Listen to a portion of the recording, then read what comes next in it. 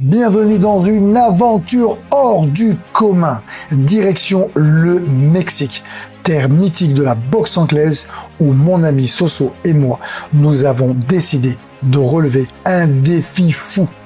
En seulement 10 jours et à plus de 40 ans, nous allons devoir apprendre la boxe anglaise façon mexicaine et voir si nous sommes encore capables de nous surpasser, de résister à des entraînements très intenses et de nous mesurer à des boxeurs pros afin de prouver que l'âge n'est qu'un chiffre et de vérifier si nous avons encore ce mental de warrior. Je suis Folesberry, ancien champion du monde de kickboxing et de boxe thaï. Bienvenue dans le Sberry Fight Tour Mexique.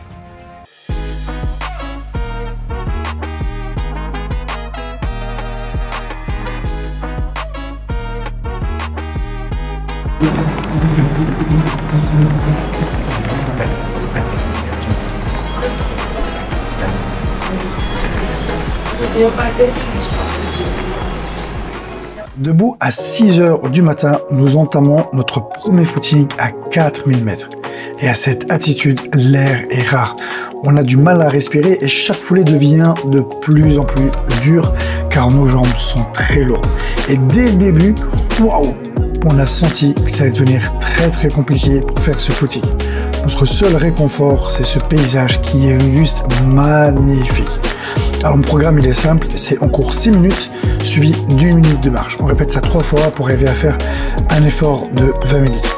Alors, c'est pas juste un footing de décrassage, c'est aussi une stratégie scientifiquement prouvée où on va respecter ce qu'on appelle la loi d'adaptation, qui est le fait d'y aller progressivement pour plusieurs raisons. La première, c'est s'habituer au climat. La deuxième, habituer notre corps à l'effort. Et la troisième raison, c'est parce que aussi on a encore des entraînements dans la journée.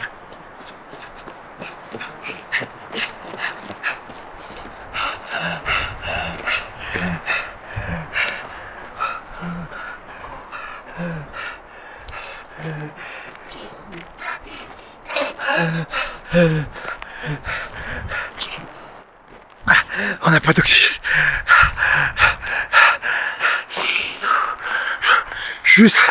Juste 5 minutes d'effort. On a l'impression qu'on court 20 minutes, c'est horrible. Les jambes elles sont scies, les jambes travaillent qu'on a fait hier. Je suis trop mal. Et c'est dans des moments comme ça où il va falloir qu'on puisse dans notre mental. Et on se dit putain, il nous reste 14 jours à tenir comme ça. Et là on a fait juste l'entraînement le matin et il nous reste l'après-midi et multiplié par 14.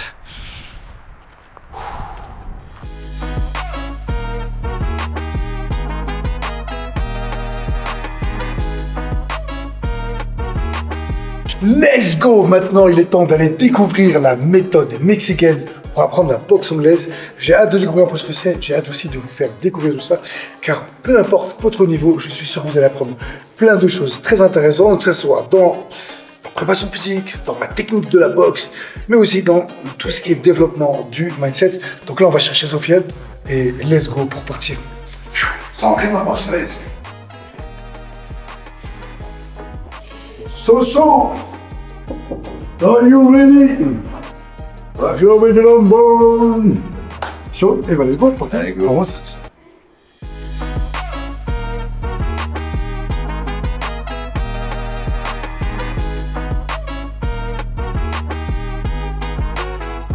Allez, direction la salle de sport. Le seul problème, c'est qu'on n'avait pas ni d'adresse ni de géolocalisation.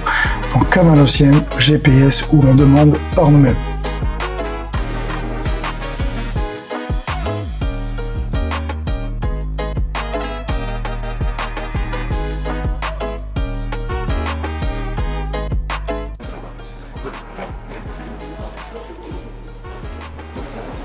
Oh là, c'est bon. How are you? Nice great. Hola. Bienvenidos. Alors déjà, on veut le remercier de nous accueillir, de nous transmettre son savoir, ses connaissances. ¿Es posible para tú de presentar? Mi nombre es Tiburcio García Cruz.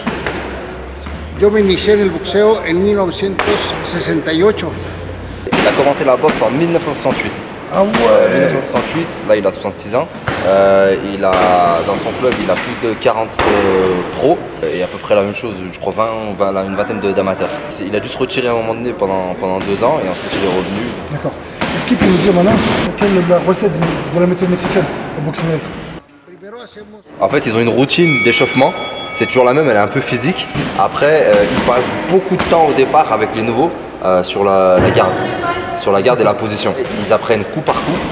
Il disait qu'en fait, chez un boxeur, finalement, il y a des deux coups fameux, c'est le direct et les crochets. Ouais. Donc en fait, tous les jours, ils font 2 rounds juste de correction des coups. Sur le crochet gauche, crochet droite, parce qu'il disait qu'il y a beaucoup de boxeurs en fait, qui, quand ils envoient la droite, par exemple, ils la laissent tomber derrière. Ouais. Donc il insiste sur le fait de bien ramener la droite ici, pareil sur le crochet, de bien revenir en garde et de ne pas laisser tomber la main. Il a formé plus de 20 boxeurs champions du monde. Ils sont partis de cette base-là et ils ont appris à boxer avec cette garde-là et cette garde-là. Donc ce qui veut dire que ce qu'il est en train de nous dire, c'est que grâce à sa méthode à lui, eh bien, il a réussi à former de grands champions du monde. Et donc pour nous déjà c'est un honneur. Comme je vous l'ai dit, en France, nous on a tendance à vouloir aller un peu trop vite. On apprend un boxeur et moi mes élèves, je me bats avec ça. Ils veulent tout faire vite, bam, bam, bam. On leur donne un enchaînement, ils pensent que s'ils vont vite, eh bien ils arriveront à le reproduire à l'entraînement. Et bien vous dire tout le contraire, ils vont prendre leur temps et pendant 2 rounds c'est que de la technique. Que de la technique, donc c'est pas physique et c'est de la répétition. La carga qui fractura. Aquí nomás. Donc lui il dit qu'on peut se casser la main. Et il vient vous confirmer que les crochets c'est comme ça. Et nous en France on nous apprend à mettre des crochets comme ça. Explique-lui en France, ça apprend à faire des crochets comme ça. Il dit en fait la surface de contact elle est plus petite. Ah d'accord. Oui. Alors que quand tu es là, la surface de contact elle est plus grosse, donc tu as moins de risque de te casser la main. Elle est plus grande et aussi une autre raison c'est quand on est comme ça pour essayer, on a plus de force. Là on va plus engager l'épaule. Là on va plus aussi engager tous les muscles du dos, donc on met plus de force, donc plus de puissance. Et le crochet c'est le coup du KO. Est-ce qu'il arrive à en vivre le boxe anglaise? Le gouvernement il donne des aides. Il dit mais tu ne gagnes pas 10 000 décembre mais tu peux en vivre. D'accord. Ouais. Et lui il a 66 ans et il compte encore entraîner longtemps. Il a dit tant qu'il aura la force de le faire, il le fera. Il ne sait pas combien de temps Dieu lui a laissé. No me veo en otro trabajo. Il ne se voit pas faire autre chose. D'accord. Este va a ser aquí mi fin. En un gimnasio enseñando boxeo. Il a dit il finira ici. Un poquito más. Il a dit le fait que vous soyez là, ça me rend heureux et ça me permet de gagner un peu plus. Voilà. Donc là on est dans le ring et on fait la partie où on fait les esquives en échauffement. On commence l'entraînement avec un échauffement super intéressant et vous allez vite comprendre pourquoi. Alors au début, avec Sofiane, on le voit, il met une corde d'un bout d'un autre du ring. Et on se dit un classique, comme dans Rocky, il veut nous faire travailler les esquives. Et en fait, pas du tout. Le but de l'exercice, c'est encore plus intéressant, c'est de nous faire travailler le transfert de poids de corps pour avoir des coups beaucoup plus puissants. Alors au début, moi je fais des esquives un peu comme quand je fais l'esquive normale, donc je pivote les jambes et c'est là où il me reprend, il me dit non, tu dois faire un transfert de poids de corps sans pivoter les jambes et tu verras, ça aura beaucoup plus d'impact et de puissance dans tes coups et c'est l'une des spécialités de ce camp et de la méthode mexicaine. Donc là en fait, comme vous avez pu voir, on répète, on avait 2 enchaînements, un côté à gauche, un côté à droite, et en fait on va répéter pour driller en fait. Donc là ce qui va être important, c'est justement de bien travailler ses appuis et l'esquive. Et encore une fois, l'objectif ici c'est pas les esquives, c'est juste le transfert de poids de corps. J'ai fait une espèce d'esquive, boum, c'est tout de suite pour repartir. Donc c'est vraiment le système de balancier. Et vous l'avez vu, comme beaucoup, quand on est comme ça, on doit y aller doucement. Nous en France, on a tendance à vouloir aller vite, rapide. Et après, une fois que vous avez fait les 3 lignes, vous allez passer aux lignes suivantes. Quoi qu'il arrive, ça prend du temps. Donc vous aussi, quand vous entraînez chez vous, si vous voulez reprendre cet exercice, eh bien, allez-y doucement. C'est pas par la vitesse que ça va prendre, c'est uniquement par la répétition. Dès qu'on aille rapidement, non, ça ne change rien. C'est la répétition. Alors autant y aller doucement pour bien travailler ses appuis et la gestuelle. On enchaîne avec un deuxième exercice qui était la continuité du premier, donc on faisait les mêmes enchaînements, mais cette fois-ci avec un bouclier. Et perso, j'ai kiffé, c'était la première fois que je travaille de cette manière. Il fallait travailler vraiment coup par coup pour vraiment travailler le transfert poids de corps et travailler cette force, cette puissance, un impact, un exercice, encore une fois, que je vous conseille vivement de travailler pour augmenter votre puissance de frappe. Là, c'est juste magnifique pour vous comme pour moi. Donc là, vous avez vu, il décompose, il fait un geste, mais il n'y a pas de quantité, il n'y a pas d'enchaînement, il n'y a pas de vitesse. C'est vraiment limite coup par coup pour bien décomposer et aller chercher le poids de corps. En fait, les Mexicains, ils ont une façon de s'entraîner. Alors, il n'y a pas que les Mexicains, mais il y en a beaucoup. Mais en anglais, on va travailler plein de petits enchaînements, super rapides, super fluides. On mettra pas de puissance. Et par moment, on va chercher à mettre des appuis. Boum, boum, boum.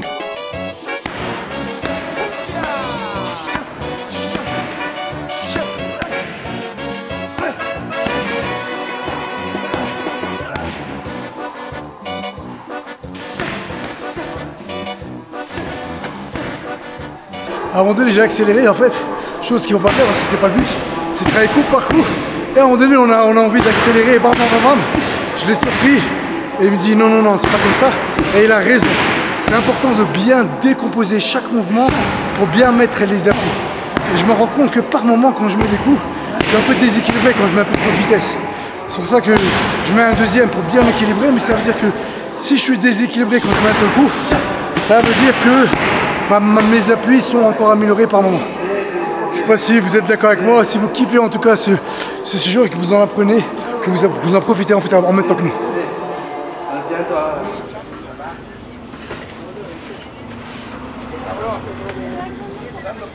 Là c'est à la bouffe, moi j'ai faim, on a fait un jeun. Heureusement qu'on a Soso, il sait parler espagnol. Il se débrouille, il se débrouille. Je vous présente mon petit déjeuner, donc je vais prendre de l'avocat. L'avocat c'est rempli d'oméga 3, donc c'est très très bon pour la santé, c'est du bon gras qui permet d'éliminer le mauvais gras. Voilà, donc rempli de vitamines, avec un petit peu de tomate, et je vais mettre 2 œufs. Voilà, le pain il est léger, un petit peu de glucides avec ce qu'on a fait comme entraînement. Moi je pense que ça reste raisonnable pour être calé un peu et avoir ce qu'il faut comme nutriments et énergie pour repartir sur rappelez-vous. On va déjeuner là, on ne mange pas après. Le prochain repas il sera après l'entraînement, donc l'entraînement il y a 2 heures, 4 heures on a fini. Ouais, on ne mangera pas avant 5 heures, 4h30, 5 heures. Donc, là on peut prendre un petit peu de glucides avec du pain.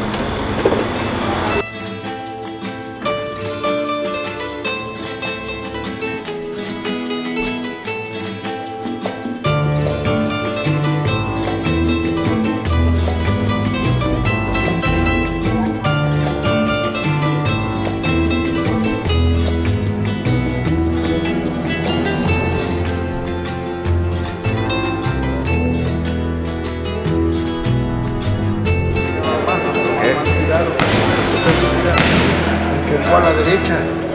Tengo que pegar con los nudillos. Sí. Siempre mentalizarme que voy a pegar con los nudillos.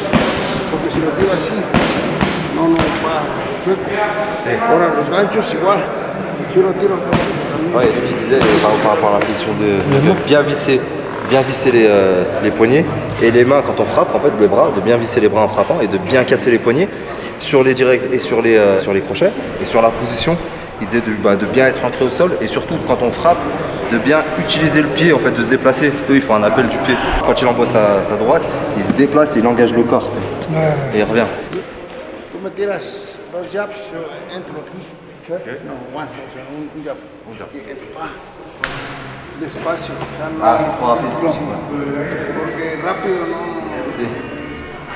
Vous avez vu, on vient de se reprendre à l'ordre. On fait ce qu'on ne veut pas faire, ce que je dis qu'il faut jamais faire, aller trop vite. Pourtant, j'ai pas l'impression d'être trop vite, mais il dit non, non, tranquille. Plus c'est passé, plus lent en fait. Une manière de bien assimiler les gestes et de bien chercher à pivoter et à peaufiner votre technique. Donc c'est un truc qui est super important. Peu importe le sport que vous apprenez, quand vous apprenez quelque chose de nouveau, tranquille.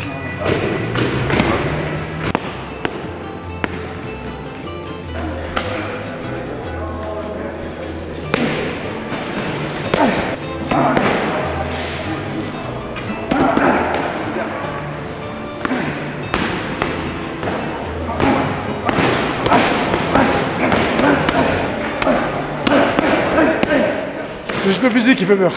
Est-ce qu'on va tenir physiquement? On va activer le mental. Alors, je voulais comme ça à chaud partager 2 choses avec vous. La première, c'est j'ai un peu sous-estimé en fait la préparation vraiment d'un pro. Là, on y va cool. On fait pas vraiment encore des rounds et franchement, on tient, mais on tient voilà, parce qu'on alterne. S'il nous aurait pris en PAO tout seul, j'aurais dû enchaîner 3, 4, 5 rounds, la vérité, j'aurais été rincé. Ça veut dire que le sparring, ça va être super compliqué. Est-ce qu'on sera prêt à temps? Je ne sais pas, nous on va donner le maximum. Et la deuxième, ce qui est magnifique, c'est que malgré ça, qu'est-ce que ça fait du bien quand on a fini, on est mort, on est cramé. Mais voilà, cette sensation en sport où on libère endorphine, sensation de bien-être, dopamine, sérotonine, franchement tous les hormones en fait de bien-être, et ben là, malgré que je sois rincé, épuisé, fatigué, vidé, non c'est pas fatigué, c'est vidé, je suis bien. Bien, parce que voilà, le sport ça fait vraiment du bien et moi ça fait très longtemps que je fais plus de sparring, que je fais plus de PAO, donc de venir ici en voyage et de me déconnecter un peu, j'entraîne personne et je m'occupe que quoi, juste de quand est-ce qu'on va manger, quand est-ce qu'on va s'entraîner. Donc pour moi mes 3 valeurs principales, c'est première c'est la spiritualité, la deuxième c'est la liberté et quand on voyage on est libre, on va où on veut, on fait ce qu'on veut, c'est génial. Troisième c'est le sport, donc là j'associe 2 trucs, c'est génial et j'en profite pour remercier toutes les personnes qui m'ont soutenu pour payer et financer ce projet, d'accord. Et en même temps aussi mon partenaire et mon galère, Sofiane, qui à chaque fois que je propose, il est toujours là, il était là au Brésil, il était au Sénégal, stage survie, il est toujours avec moi. Franchement, il serait pas là, j'aurais été tout seul, ça aurait été moins sympa.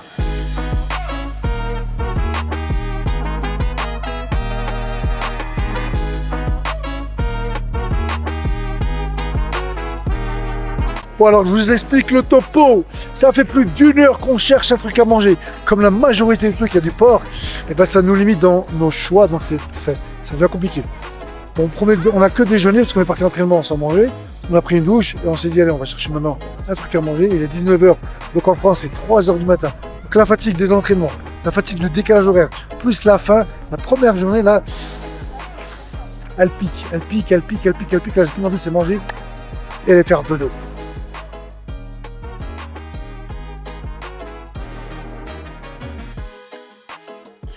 Bon, pour ceux qui me suivent depuis un moment, vous savez que le Uno, quand on voyage, c'est phénoménal.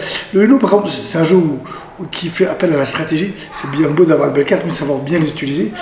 Et surtout, entre moi, Soso, et ceux qui sont pas là aujourd'hui, c'est toujours la guerre. Donc là, aujourd'hui, il y a combien d'apprendants là, Soso? Il dira, il sait pas. Je crois qu'il y a 3-1 pour moi. Donc c'est 3 ou 2-1? 2-1. Allez, on va dire 2-1. Comme ça, s'il gagne, on peut dire qu'il exécute avec moi. C'est la dernière partie. Parce qu'après, il faut qu'on se sauve. Donc, et bien, c'est parti. Vas-y, à moi de jouer, je crois que c'est gagné. Ouais, ça commence bien. Donc, moi j'ai été beaucoup inspiré par. Je sais pas si on a qui connaît Yu-Gi-Oh! Je joue en carte face cachée. En mode défense. C'est à moi? Ouais, c'est à toi. Oh non! Je l'ai pas, ça! Oh! Allez, vas-y. Un loser reste un loser. Un winner reste un winner. Ça fait 3-1, ce n'est pas 4-1. Allez, voilà.